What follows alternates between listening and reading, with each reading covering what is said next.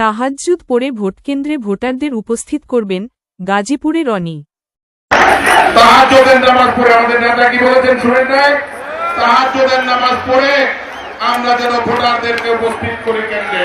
গাজীপুরের টঙ্গীতে ধানের শীষের মনোনীত প্রার্থী এম মঞ্জুরুল করিম রনির পক্ষে আনুষ্ঠানিক নির্বাচনী প্রচারণা শুরু করেছে বিএনপি। শুক্রবার বিকেলে শফিউদ্দিন সরকার একাডেমি অ্যান্ড কলেজ মাঠে টঙ্গী পূর্ব ও পশ্চিম থানা বিএনপির যৌথ আয়োজনে অনুষ্ঠিত সভায় প্রধান অতিথি ছিলেন বিএনপির কার্যনির্বাহী কমিটির সদস্য সালাউদ্দিন সরকার।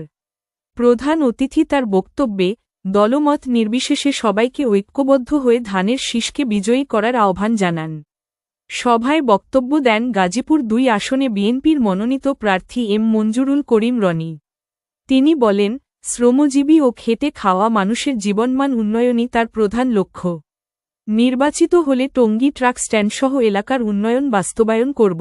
সভায় বিএনপি ও অঙ্গসংগঠনের নেতাকর্মীরা উপস্থিত ছিলেন। সর্বোচ্চ ভোট দিয়ে করেছিলাম। ঠিক কিনা? আমরা এত বছর কষ্ট করেছি, আর 20 দিন কষ্ট করতে পারবেন না? 19 দিন, 20 দিনও নাই, 19 দিন আমরা কষ্ট করতে পারবো না? তো সবাই যেন আমরা ধানের শীষকে বিজয়ী করি 12 তারিখে, এবং গাজীপুরকে যে স্বপ্ন দেখেছিলেন আপনাদের প্রিয় নেতা অধ্যাপক এবং মান্নান একটি উন্নত নগরী হিসেবে গড়ে তোলার জন্য। এই টঙ্গী ঠিকই ঢাকার পাশে দেখেন, উত্তরায় আপনারা চিকিৎসার জন্য হলেও, আপনাদের সন্তানদের লেখাপড়ার জন্য হলেও 2 কাপ কফি খাইতে হলেও আপনারা উত্তরা চলে যান। সেটা যেন টঙ্গীবাসীকে যেতে না হয়।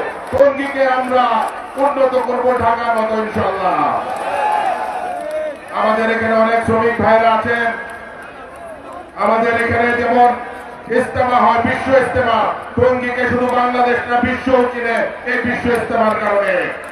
এবং এখানে একটা ট্রাক স্ট্যান্ড আছে, যে ট্রাক স্ট্যান্ড ট্রাক সমিতির শ্রমিক ভাইদেরকে সব সময় ঘুরে বেড়াতে হয়। আজকে এখান থেকে উঠায় যায়, কালকে ওইখানে নিয়ে যায়। আমরা যদি ক্ষমতায় আসি ইনশাআল্লাহ তাদের জন্য একটা সুব্যবস্থা করে দিব, পারমানেন্ট ব্যবস্থা।